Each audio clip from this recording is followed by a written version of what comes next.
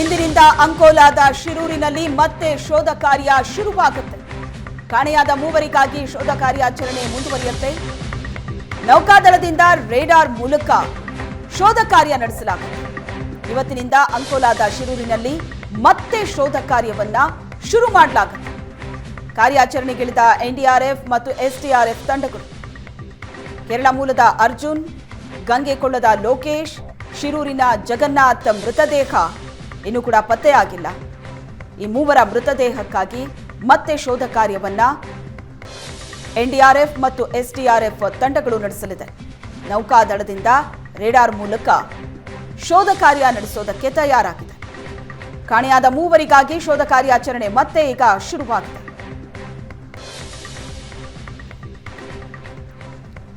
ಇನ್ನು ಕೊಡಗು ಜಿಲ್ಲೆಗೆ ಭೂಕುಸಿತ ಶಾಪ ಆಗಿದೆ. ಭೂಕುಸಿತ ಶಾಶ್ವತ ಪರಿಹಾರಕ್ಕೆ ಆಗ್ರಹಿಸಿದ್ದಾರೆ. 2018ರಿಂದಲೂ ನಿರಂತರವಾಗಿ ಭೂಮಿ ಕುಸಿತಾ ಇದೆ. ಜೀವ ಕೈಯಲ್ಲಿ ಹಿಡಿದು ಬದುಕೋ ಸ್ಥಿತಿ ಬಂದಿದೆ. ಮಳೆ ಬಂದಾಗ ಕಾಳಜಿ ಕೇಂದ್ರ ಸ್ಥಾಪನೆ ಮಾಡ್ತಾರೆ, ಮಳೆ ನಿಂತಾಗ ನಮ್ಮನ್ನ ಸರ್ಕಾರ ಮರೆತೇ ಹೋಗುತ್ತೆ ಅಂತ ಅಲ್ಲಿನ ಸಾರ್ವಜನಿಕರು ಆಕ್ರೋಶ ವ್ಯಕ್ತಪಡಿಸಿದ್ದಾರೆ. ಅಲ್ಲಿನ ಸಮಸ್ಯೆ ಬಗ್ಗೆ ಹೇಳಿದ್ದಾರೆ. ಒಂದು ಶಾಶ್ವತ ಪರಿಹಾರ ಬೇಕು ಅಂತ ಆಗ್ರಹಿಸಿದ್ದಾರೆ. ಕೊಡಗಿನಲ್ಲಿ 2018 ಅಂತಂತಂದರೆ ನೆನಪಿಸ್ಕೊಂಡ್ರೆ ಎಲ್ಲರ ಮೈ ಒಮ್ಮೆ ಬಿಸಿ ಆಗಿಬಿಡುತ್ತೆ. ಕಾರಣ ಇಷ್ಟೇ, 2018ರಲ್ಲಿ ಆದಂತಹ ಘನಘೋರ ದುರಂತಗಳೇನಿದೆ ಅದು ಮತ್ತೆ ಮತ್ತೆ ಮರುಕಳಿಸ್ತಲೇ ಇದೆ. ಈಗ ಇತ್ತೀಚೆಗೆ ಜಿಯೋಲಾಜಿಕಲ್ ಸರ್ವೆ ಆಫ್ ಇಂಡಿಯಾ ಮತ್ತೊಂದು ವರದಿಯನ್ನು ಬಿಡುಗಡೆ ಮಾಡಿದೆ. ಅದು ಕೊಡಗಿನಲ್ಲಿ ಮತ್ತೆ 104 ಪ್ರದೇಶಗಳಲ್ಲಿ ಭೂಕುಸಿತ ಮತ್ತು ಪ್ರವಾಹ ಆಗುತ್ತೆ ಅನ್ನೋಂತಹ ಭಾಳ ಅಚ್ಚರಿಯಾದಂತಹ ಮಾಹಿತಿಯನ್ನು ವರದಿಯನ್ನು ಬಿಡುಗಡೆ ಮಾಡಿರೋಂತಹದ್ದು. ಸೊ ಅಂತಹ ಯಾವೆಲ್ಲ ಸ್ಥಳಗಳು ಅಂತೇಳಿ ನೋಡುವಾಗ ಭಾಗಮಂಡಲ ಸಮೀಪದಲ್ಲಿರುವಂತಹ ಕೋರಂಗಾಲ ಹತ್ಯಾಡಿ ಅನ್ನೋಂತಹದ್ದೇನಿದೆ ಅಲ್ಲಿ ಕೂಡ ಇಂತಹ ಒಂದು ದುರಂತ ಆಗುತ್ತೆ ಅನ್ನೋಂತಹ ಮಾಹಿತಿಯನ್ನು ಹೇಳಿರೋಂಥದ್ದು. ಹಾಗಾಗಿ ನಾನು ಆ ಸ್ಥಳವನ್ನು ಕೂಡ ಸುವರ್ಣ ನ್ಯೂಸ್ ಕೂಡ ನಿಮಗೆ ಆ ಸ್ಥಳವನ್ನು ತೋರಿಸುತ್ತೆ. ಸೊ ನೋಡಿ, ಇದು ಇಲ್ಲಿ ಒಂದು ಐನು ಮನೆ ಇತ್ತು. ಐನು ಮನೆ ಅಂತಂದರೆ ಕೊಡಗಿನ ಸಾಂಪ್ರದಾಯಿಕವಾದಂತಹ ಮನೆಗಳು.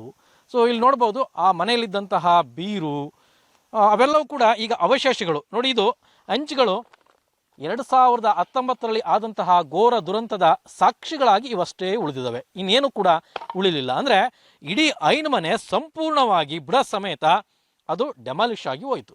ಅಷ್ಟರ ಮಟ್ಟಿಗೆ ಆಗಲಿಕ್ಕೆ ಕಾರಣ ನಮ್ಮ ಈ ಮುಂಭಾಗದಲ್ಲಿ ಕಾಣಿಸ್ತಿರೋಂತಹ ಮರಗಿಡಗಳಲ್ಲೇನಿದೆ ಅಲ್ಲಿಂದ ಒಂದಷ್ಟು ದೊಡ್ಡ ಪ್ರಮಾಣದ ಬರೆ ಅಂದರೆ ಗುಡ್ಡ ಕುಸಿದು ಈ ಕಡೆ ಬರುತ್ತೆ. ಅದರ ಒತ್ತಡಕ್ಕೆ, ಅದರ ಫೋರ್ಸಿಗೆ ಈ ಐನು ಮನೆ ಸಂಪೂರ್ಣವಾಗಿ ಕುಸಿದು ಬಿದ್ದೋಗುತ್ತೆ.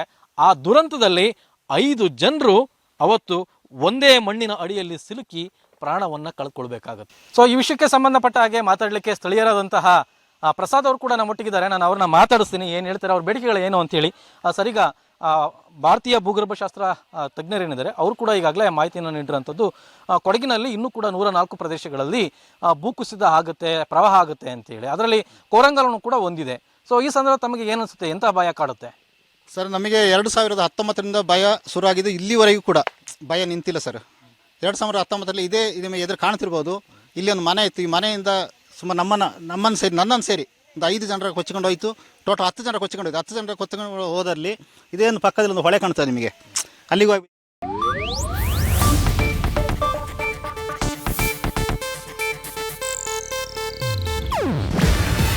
ಇದು ಏಷ್ಯಾನೆಟ್ ನ್ಯೂಸ್ ನೆಟ್ವರ್ಕ್ ಪ್ರಸ್ತುತಿ. ನೀವು ನೋಡ್ತಿದ್ದೀರಾ ಏಷ್ಯಾನೆಟ್ ಸುವರ್ಣ ನ್ಯೂಸ್.